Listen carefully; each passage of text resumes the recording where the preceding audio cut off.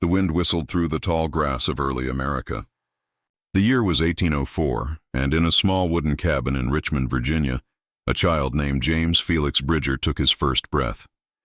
No one in that quiet town knew that this baby would one day walk farther west than almost any man alive, that his name would echo in mountain passes, rivers and valleys that no map yet showed.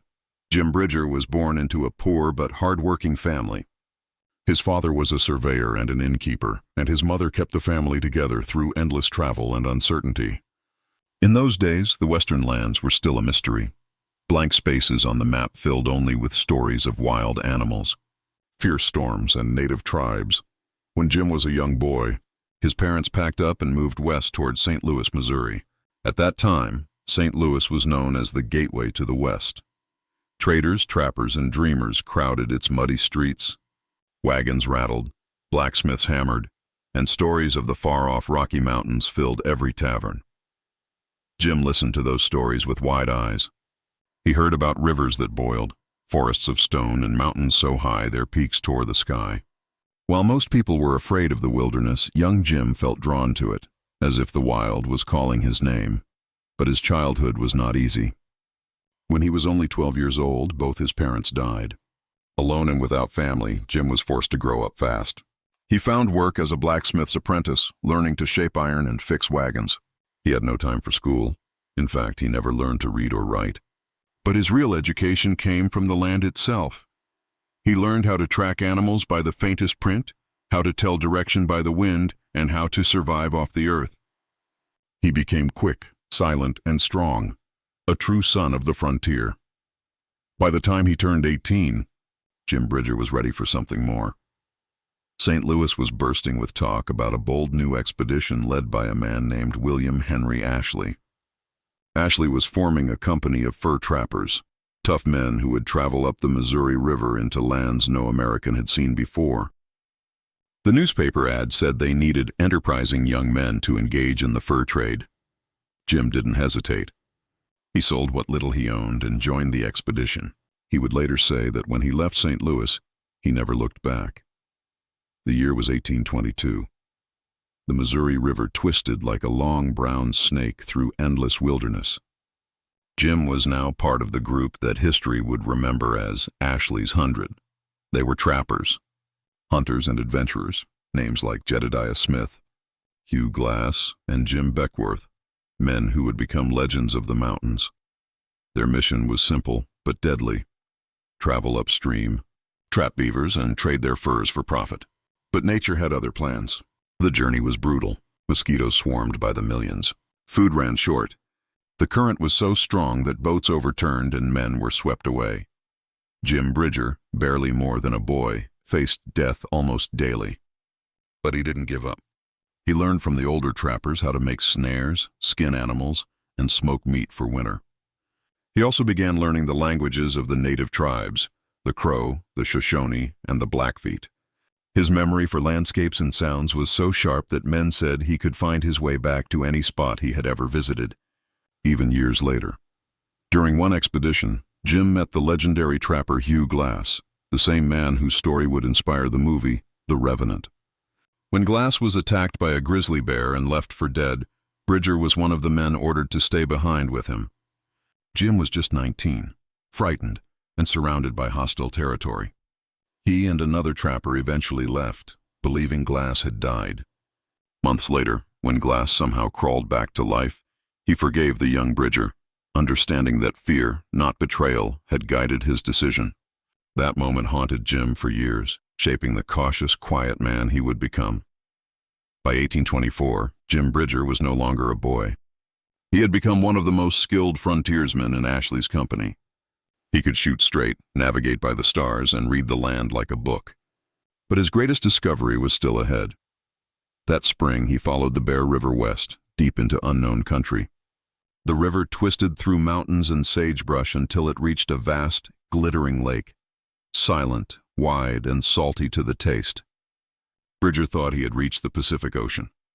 In truth, he had just become the first white man to see the Great Salt Lake in what is now Utah. When he told others, they laughed. "An inland sea?" they said. "Impossible." But Jim Bridger's discovery would later change maps and guide future settlers across the continent. For months, he camped near the lake, hunting and studying its strange beauty. He watched the sunrise turn the water gold, the flocks of birds skimming the surface, and the stillness that seemed to hold a secret. Out there, under the endless sky, he felt truly alive. By the late 1820s, Bridger's name had spread through every trapping camp. He was known as Old Gabriel for his loud laugh and sharp sense of humor, and as the Pathfinder for his unmatched knowledge of the land. Yet fame meant little to him. He had no use for money or luxury. He slept better under stars than under a roof. Still, the frontier was changing. The fur trade was booming, but so were the dangers. Rival companies fought over territory, and native tribes defended their lands fiercely. Every trip could be your last. But Jim kept going, west, always west, chasing horizons no one else had reached. He was a man of few words, but those who met him never forgot his eyes, sharp, gray, and watchful, like those of an eagle. Even then, in his 20s, people sensed they were looking at someone who didn't belong to any one world. He was part man, part mountain, part myth in the making. The sun rose cold and red over the endless ridges of the Rocky Mountains. Mist curled above the pine trees. Far below, a small band of trappers moved through the valley, rifles slung across their shoulders. Among them rode a quiet young man whose gray eyes missed nothing. His name was Jim Bridger. It was the spring of 1825. Bridger was barely 21, yet already a veteran of the wild. He had fought hunger, frostbite, and grizzly bears. He had slept on snow and drunk from streams that froze before dawn. But the farther west he traveled, the more alive he felt.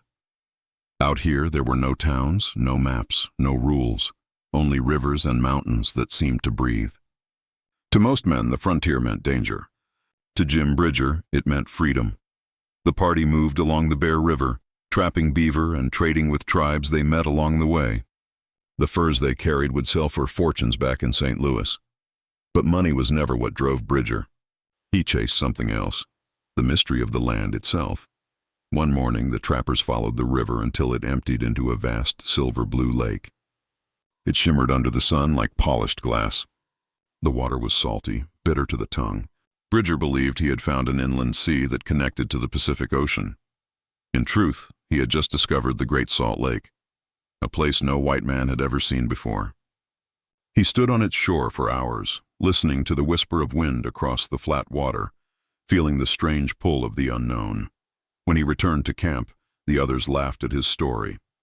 A salty lake in the mountains? Impossible. But Bridger knew what he had seen. The wild did not lie. That discovery lit a spark inside him, a hunger to keep going, to find what else the world was hiding. 2 years later, Bridger joined another expedition heading into the high country of what is now Wyoming and Montana. The maps ended there. Everything beyond was marked only with the words unexplored territory. The journey was brutal. Snow fell thick as feathers and the cold cut through even the heaviest furs. Their horses slipped on ice-coated slopes and wolves shadowed them at night. But Bridger pressed on. Each sunrise brought a new horizon, and each horizon whispered a secret. As they moved north along the Yellowstone River, the air began to change. It smelled of sulfur, like burnt eggs. The ground grew warm under their boots. Steam rose from cracks in the earth. The men looked at one another, uneasy. They thought the world was ending. Bridger pushed forward, alone. He followed a narrow ravine and stepped into a valley filled with roaring steam. Before him, water burst straight from the ground, fountains of white mist shooting high into the air. Pools bubbled with colors no man had ever seen, deep blue, bright orange, blood red. It was as if the earth itself was alive. Bridger knelt beside a spring so hot that it boiled a piece of meat in minutes. He called it the Boiling River. To his right, a great column of water exploded skyward, what we now know as a geyser. He wandered for hours, stunned. The air hissed, the earth rumbled, and everywhere the smell of brimstone hung heavy. He had found Yellowstone long before the world knew it existed. When he finally returned to his companions, he tried to tell them what he had seen. But how could he describe it? A place of fire and water? Mountains that breathed steam? They thought he had lost his mind. The other trappers began to call them Bridger's tall tales. But years later, Explorers would prove that every word was true. Jim Bridger became famous for his wild stories. He told of petrified birds that sang, and rivers that turned fish into stone. He told of a mountain that burned without end, and lakes that boiled with fire. Some of his tales were born from truth, others from humor. But every story had the same heartbeat, a love for the land that had shaped him. Around campfires, men would gather to listen. His voice was deep and slow, his face lit by the orange glow of the flames. He spoke of things that made men's hearts race, mysteries that called them toward the horizon. Even those who laughed still listened, because deep down, they knew Bridger had seen something beyond their world. The wilderness was full of dangers, not only from nature, but from man.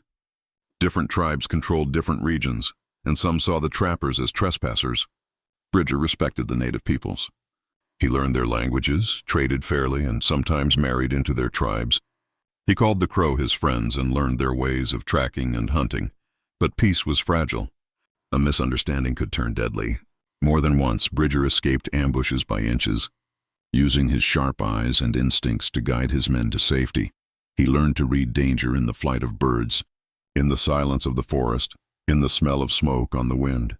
In the wild, your senses were your only allies. As years passed, Bridger became something more than a trapper. He was a bridge between civilizations, between white settlers pushing west and the native tribes who had lived there for centuries. He spoke the languages of both worlds, but belonged fully to neither. At night, when the stars blazed bright above the mountains, he often sat alone, staring into the fire, wondering which world he truly called home. The wilderness gave him freedom, but it also took everything else: comfort, safety, family. Still, he would not have traded it for anything. By the late 1830s, Jim Bridger's name had spread from the Rockies to St. Louis. To some, he was a hero, the man who had opened the door to the far west. To others, he was just another mountain man chasing ghosts. But Bridger didn't care what they thought. He had seen things no one else had seen. He had walked through lands that felt alive with magic. He had watched rivers boil and mountains smoke, and he knew that one day, when the world finally caught up, they would realize his stories weren't myths at all. They were memories. The wind howled across the open plains of Wyoming, carrying the scent of pine, smoke, and dust. The year was 1843, and Jim Bridger, now a seasoned man in his late 30s, had seen more of the untamed West than almost anyone alive. He had trapped in frozen rivers, crossed deserts without water, and lived among tribes who called him both friend and enemy. But the old days were changing. The fur trade, the lifeblood of the mountain men, was dying. Beavers, once the most prized creatures in America, had been hunted nearly to extinction. Top hats made of beaver felt were going out of fashion in Europe. The great trapping companies were collapsing, and with them, the world Bridger had built his life around was fading away. Most mountain men drifted back east or drank themselves into oblivion. But not Jim Bridger. He was not the kind of man to surrender to time. Instead, he looked to the future, to the growing wave of settlers, families, and dreamers moving west. The trails were filling with wagons. The sound of iron-rimmed wheels echoed across the plains. Thousands of pioneers were following the Oregon Trail, chasing hope, land, and freedom. They were brave, but unprepared. They faced freezing nights, starvation, and sickness, and they needed guides, men who knew the land, the rivers, and the passes. No one knew them better than Jim Bridger. In the spring of 1843, Jim Bridger and his longtime partner Louis Vasquez rode to a wide valley near the Green River, where tall grass met the mountains and clean water ran through the meadows.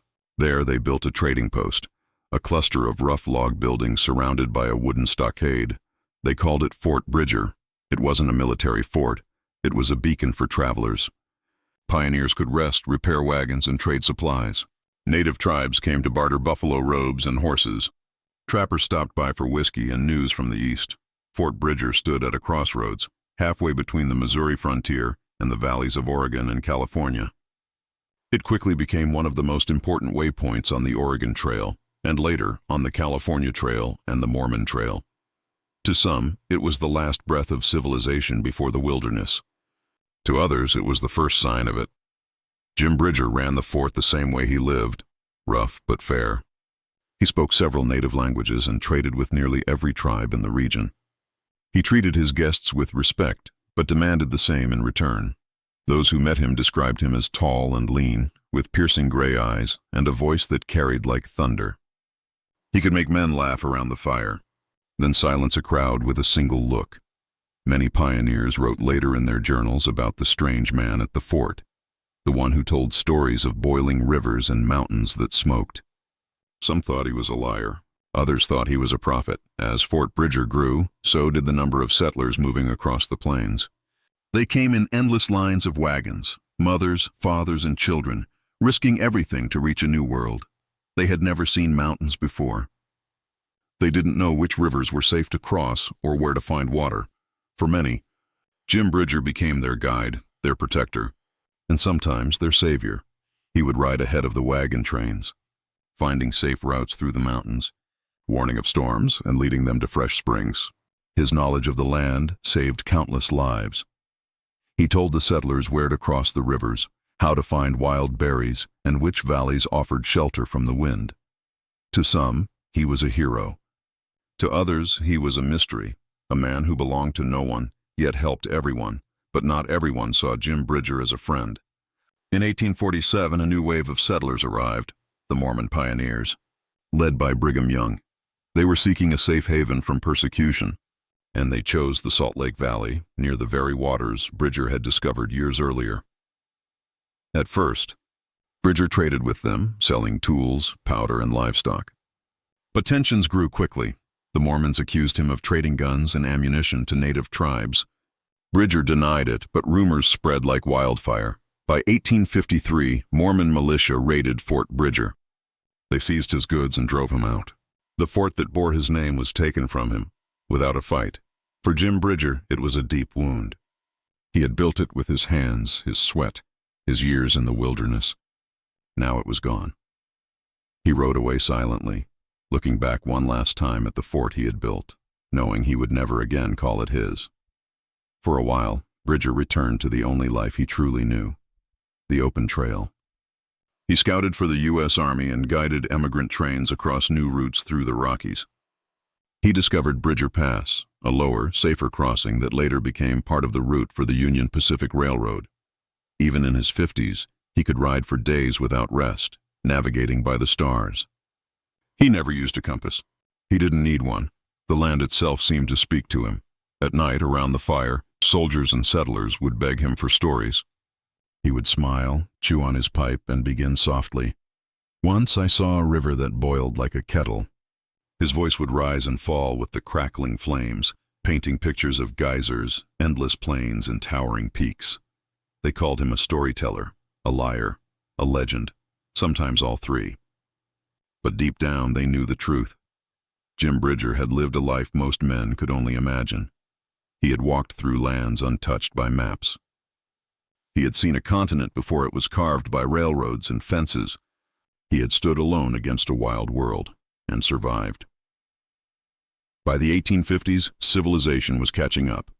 Stagecoaches ran along the old trails. Telegraph wires stretched across the plains. The wilderness was shrinking, and so were the days of men like Jim Bridger, but his knowledge of the land was still priceless. The U.S. Army hired him as a guide and scout, trusting his instincts in the Utah and Indian Wars. He led expeditions through dangerous territories, helping map the last unknown regions of the West. He was older now, slower perhaps, but still unbreakable. The mountains he once conquered were now his only true home. The year was 1850. Snow lay thick on the ridges of the Rocky Mountains, and the smoke of a single campfire curled into a gray sky. Jim Bridger sat beside the flames, cleaning his rifle, his face lined with the years. He was no longer the restless boy who had chased beavers up frozen rivers. He was a man who had lost a fort, a fortune, and nearly every friend he'd ever known. Yet the land still called to him, wild, dangerous, and unbroken. The West was changing faster than any man could believe. Stagecoaches now rolled where buffalo once thundered. Wagon trains carved deep ruts into the plains. And along the horizon, the U.S. Army pushed westward, building forts, marking borders, and clashing with tribes who refused to give up their homes. For the soldiers, this new country was a mystery. The maps were wrong, rivers twisted the wrong way, mountains hid secret passes.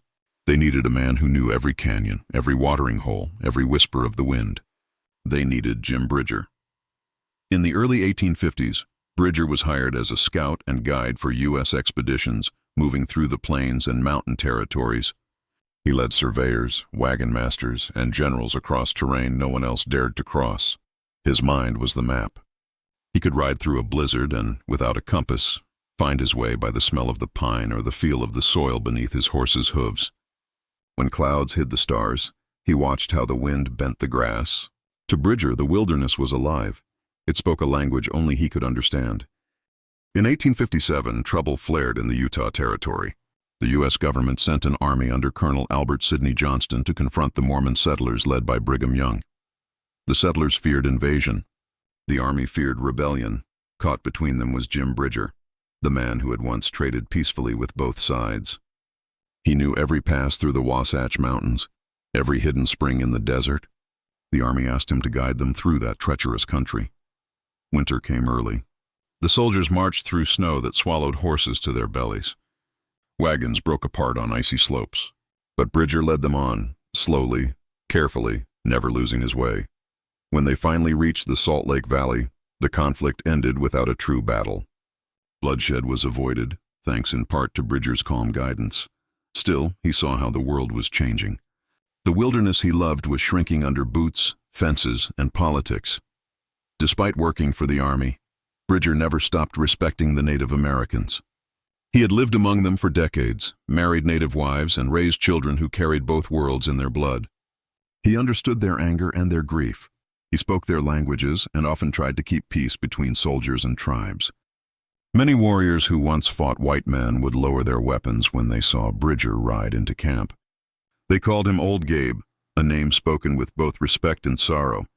He knew peace never lasted long. Too many settlers were coming. Too many promises were broken. As the 1860s began, the plains boiled with tension. Gold had been found in the Rockies and new trails cut through tribal hunting grounds. The Civil War raged back east, but out here, another war was beginning, a war for the soul of the frontier. Even in his 50s, Bridger rode with army patrols, guiding them through the Great Plains and the mountain territories of Wyoming and Montana. He helped establish routes for stage lines and the telegraph, showing surveyors how to avoid the harshest lands. When the Union Pacific Railroad planned its path across the Rockies, it was Bridger who pointed out the best crossing, Bridger Pass, the same shortcut he had discovered years earlier. Every mile of progress carried his invisible fingerprint. But the old mountain men were fading away. Many of Bridger's friends had died in lonely valleys or been forgotten in frontier towns. The young soldiers called him Sir, but behind his back they whispered that he was a relic, a ghost from another time. They used compasses and paper maps. Bridger used his heart. They traveled by orders. He traveled by instinct. And time, relentless as a river, kept moving on. The man who could see.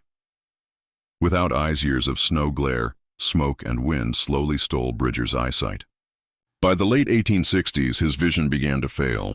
He could still ride by memory, still hear the difference between a crow's cry and a hawk's shadow.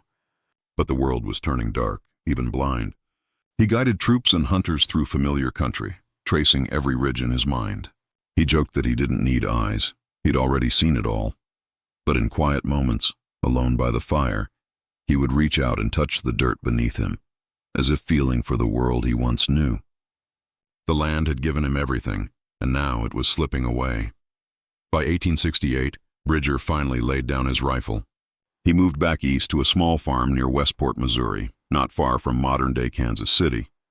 He tried to live like other men, to plant corn, to mend fences, to rest, but the frontier still lived inside him. At night, he would sit on his porch and face west, listening to the wind. Sometimes he swore he could smell the sagebrush or hear the distant cry of a coyote across 1,000 miles. Neighbors visited just to hear his stories. He told them of the boiling rivers, the petrified birds, and the Great Salt Lake. He laughed when they doubted him.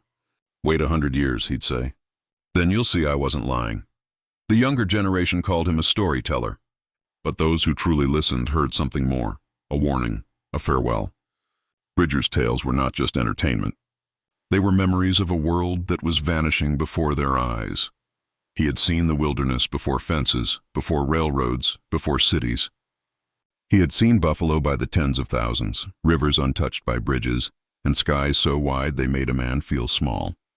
He had watched it all change, and he knew it would never come back.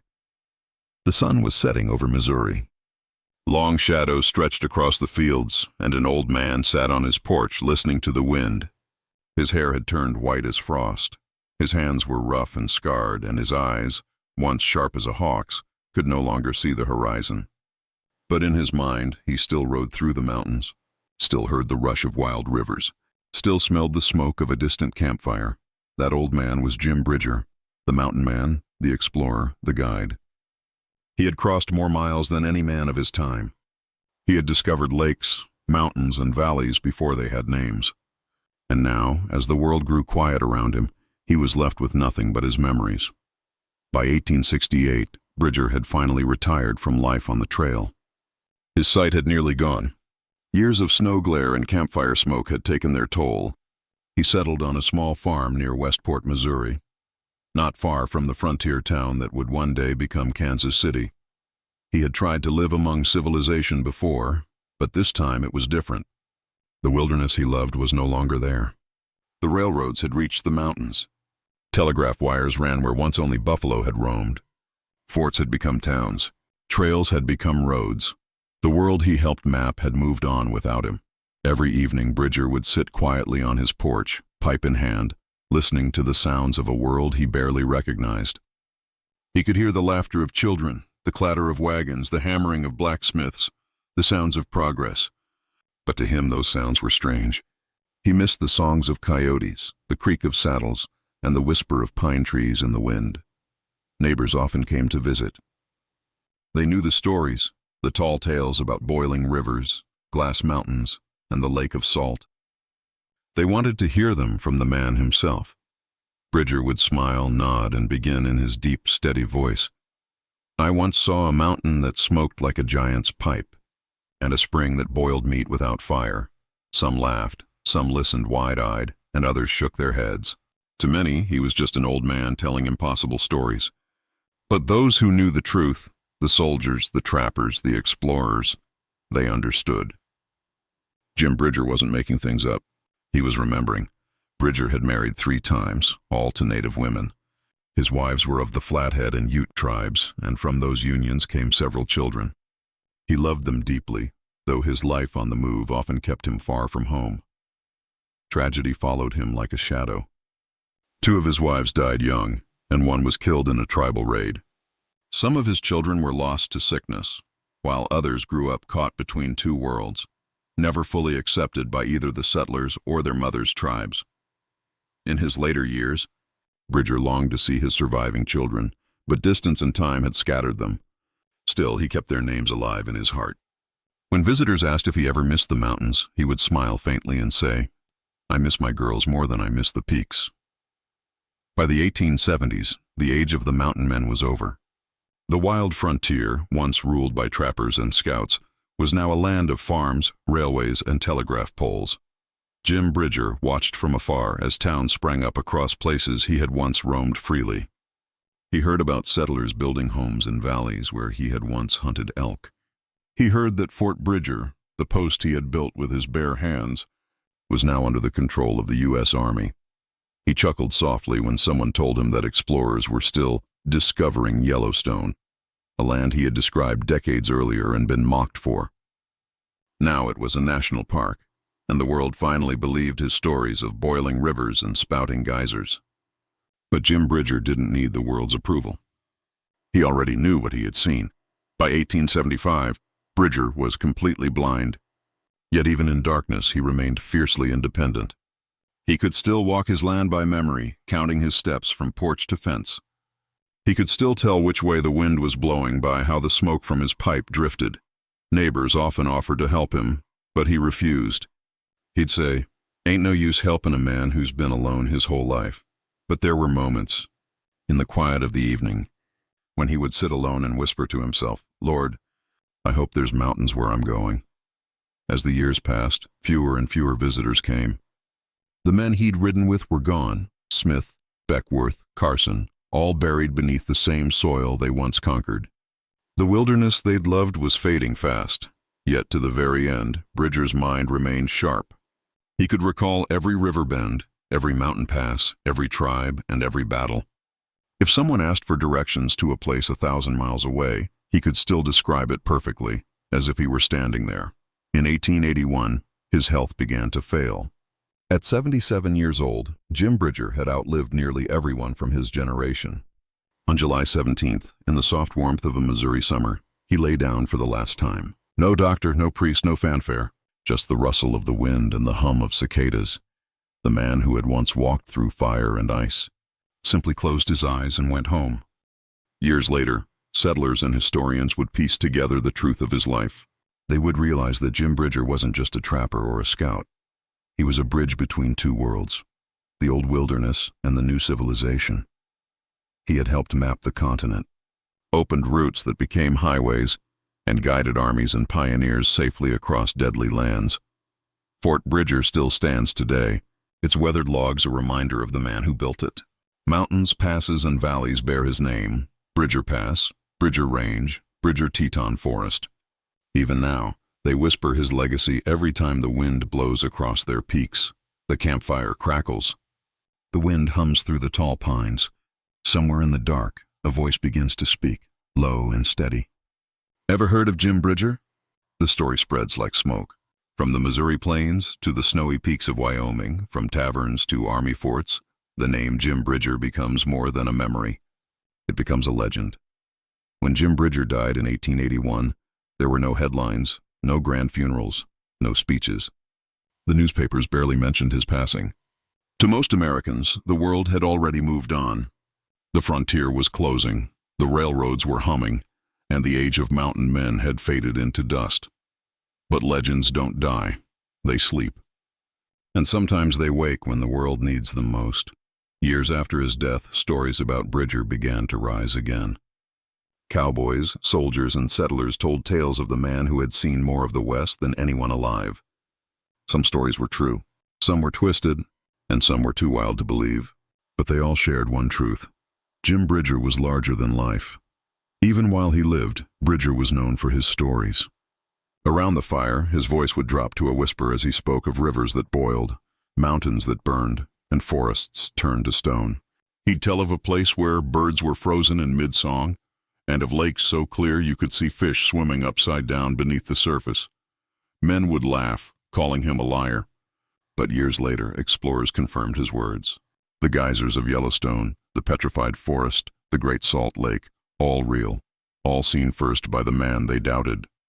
So the myth began to grow. To some, Bridger was the greatest storyteller of the frontier, a man who blended truth and magic like no one else. To others, he was a prophet who saw the world before the world was ready to believe him. In truth, Bridger was both. He lived in a time when the wild still ruled, yet he guided the men who came to tame it. He spoke the languages of the tribes and the soldiers, the traders and the pioneers. He understood both sides and belonged fully to neither. That made him a bridge, not just by name, but by nature. A bridge between the wilderness and civilization, between truth and legend, between past and future. Even as the years passed, people couldn't forget him. Writers began to record his stories. Artists painted him as the rugged symbol of the old frontier. Tall, bearded, eyes like flint. A man who carried the mountains in his heart. By the early 1900s, a new generation rediscovered Jim Bridger. Western novels and dime stories turned his adventures into epics. He was no longer just a man. He was a character, a hero molded from dust, courage, and laughter. In these tales, Bridger wasn't just exploring. He was wrestling grizzly bears, outsmarting outlaws, and discovering secret valleys where gold ran through the rivers. Fact and fiction danced together, and no one cared which was which. To a nation hungry for heroes, Bridger was perfect, rough, fearless, and free. He became a symbol of what America believed itself to be: bold, untamed, unstoppable. As the 20th century rolled on, historians began to piece together the truth behind the stories. They found old journals, maps, and military records that proved what had once been dismissed as myth. Jim Bridger had really guided John C. Fremont, Howard Stansbury, and Albert Sidney Johnston. He had really discovered Bridger Pass, Fort Bridger, and the Great Salt Lake. And he had really described Yellowstone decades before science confirmed it existed. The legends, it turned out, were built on truth, shaped by a man who had seen things no one else could even imagine. Today, his name lives everywhere across the American frontier. In Wyoming, you can still walk the old walls of Fort Bridger, where travelers once rested on their way to Oregon. Drive north, and you'll see the Bridger Range rising sharp against the Montana sky. In Colorado, the Bridger Pass still marks the same trail he once rode, a path that later became part of the Union Pacific Railroad. There's the Bridger Wilderness, the Bridger Mountains, the Bridger Bowl ski area, all standing as silent memorials to the man who first brought them into light. Every mountain that bears his name tells the same story. A man who walked so far into the wild. The world had to catch up to find him. Over time, Jim Bridger became part of American folklore, alongside Kit Carson, Jedediah Smith, and Davy Crockett. But unlike them, Bridger's fame came not from politics or war, but from endurance, the quiet, stubborn courage to keep going where others turned back.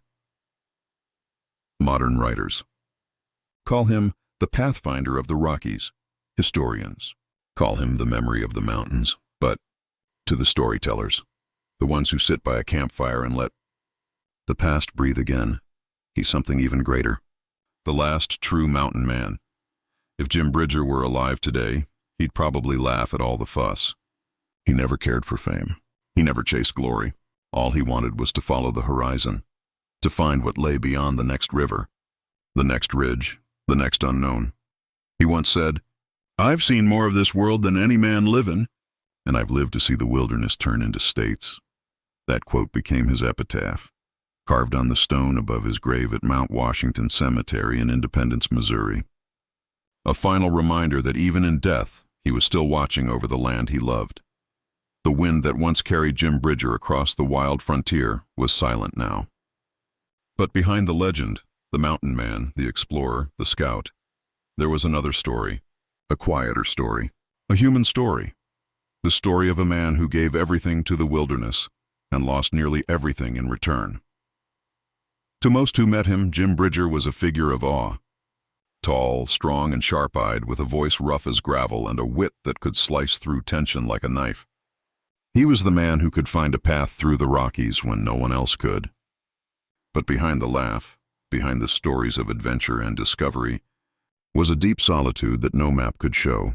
Bridger lived between worlds, between civilization and wilderness, between white settlers and native tribes. He belonged everywhere, yet nowhere, and that loneliness followed him like a shadow. In the mid-1830s, long before Fort Bridger was built, Jim married a woman of the Flathead tribe, a young woman known in records only as Cora. She was quiet, graceful, and strong, the daughter of a tribal leader. They met during a trading season in the northern mountains, and despite language barriers, they built a bond stronger than any words could express. Cora traveled with him through the harsh winters, helped him trap, hunt, and trade. Together they had 3 children, 2 girls and a boy. For the first time, Jim Bridger had a home, even if that home was made of canvas and sky. But the frontier was cruel. Disease struck the camps that winter. Cora fell ill, and despite all of Bridger's efforts, boiling herbs, tending fires, staying awake through freezing nights, she died in his arms. Her body was buried near the Wind River Range, where the mountains rose like silent guardians. That loss changed Bridger forever. Those who knew him said that after Cora's death, something inside him grew colder, not cruel but distant, as if part of him had been buried with her. Years later, while trading in the Ute country, Bridger remarried, this time to a Ute woman. He was older then, quieter, and his heart still carried the weight of grief. But he longed for companionship, for a sense of belonging. She was said to be kind and patient, understanding his silences better than his words. Together they lived near Fort Bridger, raising children and sharing what peace they could find amid the chaos of the frontier. But fate, again, was merciless. While Bridger was away on a scouting mission, raiders attacked the camp. His wife was killed, and his children scattered among relatives and tribes. When he returned, the fort stood quiet, his family gone. Witnesses said Bridger sat for hours by the ashes of the fire, not moving, not speaking, just staring into the emptiness. He had survived grizzlies, wars, and blizzards, but that silence broke him more deeply than any wound. In his 50s, Bridger married for a third time, again to a native woman. She gave him brief comfort, another chance to feel the warmth of a home. They had more children, though history records little of their lives. It seemed that every time he reached for family, the wild found a way to take it from him, to the world. He was a man of iron, but in truth he carried a heart cracked by loss, patched together by duty and survival. Bridger's children lived in two different Americas, one native, one settler.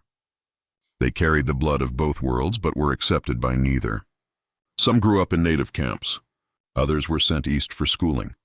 He loved them fiercely, but distance and duty kept him apart. He often sent gifts, beads, blankets, trinkets from his travels, carried by traders to wherever his children lived. He once told a friend, "I've walked across this whole country, but the longest road is the one between me and my kids." That was the price of being a frontiersman. The farther he explored, the farther he drifted from the people he loved. The wilderness gave Bridger everything: adventure, glory, a name carved in history. But it also took everything: his family, his peace, his sight, his youth. He never complained. He was not the kind of man who asked for pity, but sometimes at night he'd sit alone by the fire, staring into the smoke, whispering to the wind. Old friends said they once heard him murmur, "The mountains are my church, the rivers my prayer, the wind my only friend." It was the voice of a man who had seen too much, loved too deeply, and learned that every trail, no matter how beautiful, ends in loss. By the time of his death, stories about Jim Bridger painted him as a hero, a conqueror, a man untouched by weakness. But the truth was far more human. He laughed loudly, cursed freely, and wept quietly. He could outshoot, outtrack, and outlast almost any man. Yet what made him remarkable wasn't just strength. It was endurance of the soul. He endured heartbreak after heartbreak and kept going. He endured blindness and never stopped seeing the world in his mind. He endured the death of an era, the loss of the land he loved, and still managed to leave behind a legacy that would outlive every fort and every map. The year was 1881. The campfires of the old frontier were burning out. And somewhere on a quiet Missouri farm, the last great mountain man, Jim Bridger, took his final rest. He was gone, but the world he had opened was only beginning to rise. When Bridger first rode into the Rockies, the West was a mystery, a blank canvas of rivers, peaks, and endless sky. By the time he died, that canvas had been filled. The railroads stretched like iron veins across the plains. Telegraph lines carried voices faster than any horse could run, and towns, once just lonely forts, were now bustling with stores, saloons, and schools. The wilderness Bridger had mapped was being tamed. The wild trails he cut had become the highways of a new nation. The Oregon Trail becomes a road of dreams. For nearly 20 years, pioneers had followed the same dusty road that led past Fort Bridger. Thousands of wagons, millions of hopes, all rolled westward on ruts Bridger himself had once guided. The Oregon Trail, the California Trail, and the Mormon Trail all crossed paths near the valley where he'd built his post. To those weary travelers, the name Fort Bridger meant water, safety, and rest. Decades later, when trains replaced wagons, engineers still followed those same passes. They built rails where Bridger's horses once walked. The steel tracks of the Union Pacific Railroad now cut through Bridger Pass, the shortcut he had discovered long before anyone knew its value. The world was moving faster, but it was still moving on his paths. The things Bridger loved most: silence, wild rivers, endless grass, and were disappearing. The great buffalo herds were gone, shot for profit and sport. The tribes he'd once lived among were forced onto reservations. Even the mountains seemed smaller, fenced off by miners and settlers. To many, it looked like progress. To men like Bridger, it would have looked like loss. The land that had once spoken only in wind and thunder now echoed with the clang of hammers and the hiss of steam. America was growing, but something ancient was fading. And yet, every generation needs its explorers. Bridger's maps, his journals, his stories became the foundation for new dreams. Soldiers, settlers, and surveyors studied his routes. Scientists followed his descriptions of geysers, canyons, and hot springs. Artists painted the very landscapes he'd once described as fire coming out of the ground. He had lit the torch, and now others carried it forward. By the early 1900s, Fort Bridger had changed hands many times, from trappers to Mormons, to the U.S. Army, and finally to history itself. The rough wooden walls rotted, the wagons rusted, and the trails grew quiet. But visitors still came. They came to stand where the great mountain man had once stood, to feel the wind and imagine what it was like before fences and roads. Today, Fort Bridger Historic Site remains one of Wyoming's proudest landmarks, a place where the old world and the new still meet. The air there still smells of sage, and if you stand very still, you can almost hear the distant jingle of a horse bridle and the crack of a campfire. The map of the American West still carries the echo of Jim Bridger. There's Bridger Pass in Colorado, Bridger Range in Montana, Bridger Teton National Forest in Wyoming, and even a Bridger Bowl ski area, modern travelers carving down the same slopes that once knew only elk and snow. Each name is a quiet monument, a whisper that says, he was here first, and though time has erased many things, it has not erased that truth. Historians call him the pathfinder of the Rockies, but those who study him deeper see something more profound. Jim Bridger was a bridge between two Americas. The first, a land ruled by nature, raw and untouched. The second, a land ruled by ambition, industry, and progress. He stood right in the middle, watching one world die and another being born. And somehow, through all the change, he remained loyal to both. He respected the native tribes, even when others sought to destroy them. He guided soldiers, even when it meant watching the wilderness fall. He never chose sides. He chose survival, understanding that history would move with or without him, the birth of a nation. When the 20th century began, schoolchildren learned about Lewis and Clark, Daniel Boone, and Davy Crockett. Few remembered Jim Bridger, but every time a family drove through the mountain passes, every time a train roared through Wyoming, every time a hiker followed a ridge in the Rockies, they were walking in his footsteps. Without Bridger, the nation's westward journey would have been slower, harder, and far more dangerous. He gave America the keys to its greatest treasure, the West itself. If he could have seen it today, the roads, the cities, the parks, what would he have thought? Perhaps he would have smiled at the laughter of families camping where he once slept under the stars. Perhaps he would have nodded at the explorers and scientists studying Yellowstone, the land he discovered before the world believed him. And perhaps deep inside, he would have grieved for the silence that was gone. But maybe he would have understood, because Jim Bridger was not just a man of the past. He was a man who looked forward, always chasing the horizon. The mountains he once walked still stand. The rivers he crossed still flow. And somewhere in the whispering wind, his name still travels. Jim Bridger. The man is gone. But the legend never stopped moving. When Jim Bridger died in 1881, his story nearly vanished with him. The world he had helped build, a world of forts, wagons, and wide-open sky, was being buried beneath railroads and progress. America no longer wanted trappers and scouts. It wanted farmers, engineers, and businessmen. For decades, Bridger's name faded into the background. He wasn't in school books. He wasn't carved into marble. His life became nothing more than a rumor passed between old soldiers and dusty traders who still remembered the wilderness. But history has a way of listening, and eventually the wind carried his story back. In the early 1900s, historians began to dig through old journals, military records, and letters. There they found his footprints, scattered but undeniable. Reports of his guiding expeditions, his role in the Utah War, his discovery of the Great Salt Lake and the Yellowstone region. They realized that the man they had forgotten had been a cornerstone of the American frontier. And so began the rediscovery of Jim Bridger, not as a myth, but as a man who had shaped a nation's path westward. Authors wrote about him.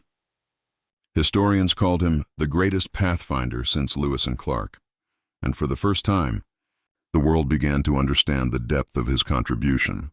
The storyteller becomes the story. Ironically, Bridger the master storyteller, became a story himself. Writers couldn't resist him. He was everything the West symbolized: courage, independence, humor, and tragedy. In novels and frontier tales, he became the model of the mountain man, a rugged loner, half wild, half wise, always with a rifle on his back and a secret in his heart. But something else happened too. The line between truth and legend began to blur. Writers exaggerated his adventures. They said he fought grizzlies barehanded, discovered gold-filled valleys, and single-handedly defeated entire bands of raiders. The real Jim Bridger would have laughed, and probably told a bigger story himself just to top it. Still, those myths served a purpose. They kept his name alive. By the mid-20th century, Jim Bridger had become a hero in Western literature. His life inspired novels, biographies, and even ballads sung by cowboys and soldiers. In old Western songs, his name stood beside Kit Carson, Jedediah Smith, and Davy Crockett. One folk tune began, "When Jim Bridger was a mountain man, he knew every trail and every clan." His story was retold in campfire songs, school plays, and radio dramas. He was no longer just a man. He was a symbol of the spirit that built America's frontier. As movies began to capture the myth of the Old West, Bridger's shadow appeared again. Hollywood loved the wilderness, the danger, the grit, the heroes who walked the edge between man and nature. And few men embodied that more than Jim Bridger. He was referenced or reimagined in dozens of films. Characters inspired by him appeared in The Big Sky, 1952, The Mountain Men, 1980, and other classic frontier epics. Even The Revenant, 2015, though focused on Hugh Glass, carried Bridger's name, showing him as a young trapper caught between loyalty and survival. Each portrayal added a new layer to his legend. Sometimes he was the wise guide. Sometimes the gruff old scout. Sometimes the wanderer haunted by what he'd seen. But in every version, one thing stayed true. He represented the last heartbeat of a wild America. Modern historians see Jim Bridger differently. Not as a tall-tale hero, but as a real man. Flawed, brilliant, and deeply human. He wasn't a saint. He made mistakes, held prejudices of his time, and lived by the harsh code of the wilderness. But he was also kind, curious, and endlessly brave. He guided thousands through lands no white man had seen before. And he did it not for fame or fortune, but for survival, for the thrill of discovery, for love of the unknown. Bridger was not trying to conquer the land.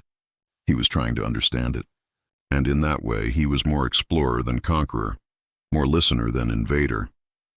Today, Jim Bridger stands as one of the quiet architects of the American identity. The cowboy, the scout, the explorer, all owe something to him. He helped define the image of the self-reliant frontiersman, the person who faces the impossible and keeps going anyway. Every trail named in his honor is more than a path. It's a reminder of grit, of wonder, of what it means to stand alone beneath a sky with no boundaries. And maybe that's why people still tell his story. Because deep down, every generation longs for the same thing Jim Bridger chased all his life: freedom. At Mount Washington Cemetery in Independence, Missouri, a stone marks his grave. Carved into it are the words, "Celebrated as a hunter, trapper, and guide, discovered the Great Salt Lake, a true pioneer who explored the West when it was a wilderness." Visitors still come, historians, travelers, dreamers. They touch the weathered stone, stand quietly for a moment, and imagine the man who once stood taller than the mountains. Some say when the wind blows across the gravestone, it sounds like the rustle of a campfire, as if the old scout is still telling one last story. The fire burns low. The wind hums softly through the tall grass, and the voice of the frontier, the voice of Jim Bridger, echoes faintly through time. His body lies in Missouri soil, but his spirit, it still rides the wind across the mountains he once called home. He was the last of his kind, a man who belonged to the earth before fences, before borders, before the world was tamed. And though 2 centuries have passed since his birth, his story still whispers something to us today, something we've nearly forgotten. When Jim Bridger was born in 1804, the map of America was still half empty. Blank spaces stretched from the Mississippi River to the Pacific Ocean. He filled them in with his footsteps, his courage, and his endless curiosity. Today, Those blank spaces are gone. The wilderness has been replaced by highways and cities. The unknown has been replaced by satellites and screens. But the hunger that drove Bridger, the need to explore, to discover, to push beyond what we know, that hasn't disappeared. It's part of us. It's what built the world we live in. Jim Bridger wasn't a scientist, or a general, or a man of wealth.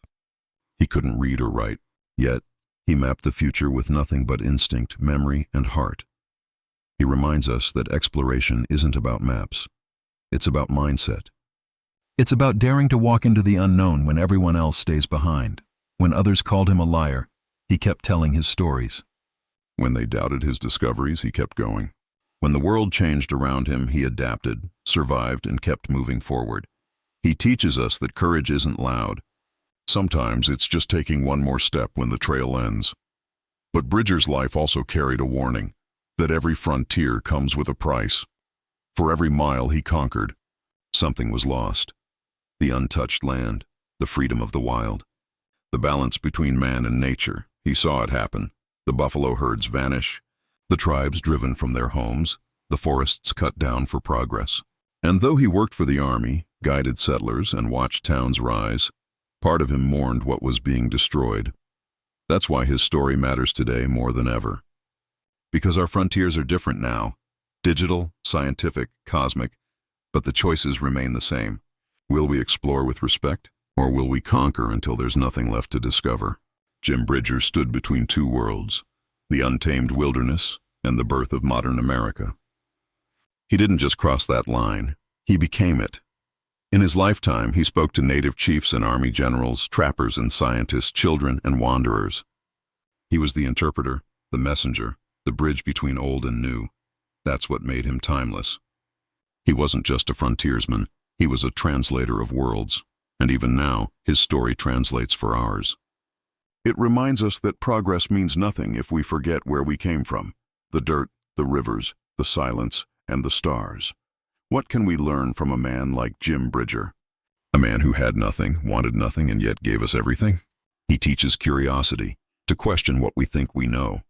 He teaches resilience, to keep going when life turns against us. He teaches humility, that the world is bigger than we are. He didn't chase fame. He didn't seek riches. He sought the horizon. He reminds us that the greatest journeys aren't made to reach a destination. They're made to see how far the human spirit can go. Maybe that's why his legend endures. Because somewhere deep inside, every one of us carries a piece of that mountain man. The part that longs for open skies, that aches to leave the comfort of home, that wants to feel small beneath something infinite. Jim Bridger's world may be gone, but his fire isn't. It's in the climbers who scale new peaks. It's in the astronauts who reach for the stars. It's in the dreamers who look at the unknown and say, let's go see. His spirit doesn't belong to history books. It belongs to anyone brave enough to step beyond their comfort zone. They called him Old Gabe. They called him a liar, a hero, a wanderer. But maybe he was just a man who understood one simple truth, that life is meant to be lived forward. When blindness took his sight, he still saw the world in his mind. When age took his strength, he still guided others. When time took his friends and family, he still rode on in spirit. He once said, "I've seen more of this world than any man living, and I've lived to see the wilderness turn into states." Those words weren't regret. They were acceptance. He knew that change is the price of life, and he faced it with the same courage that led him through the mountains. Jim Bridger's journey began with a single step into the unknown, and it ended with a world forever changed by his footprints. He didn't just explore the West. He explored what it means to be human, to wander, to wonder, to lose, and to keep moving anyway. The wilderness he loved may be gone, but his spirit rides every horizon we have yet to reach.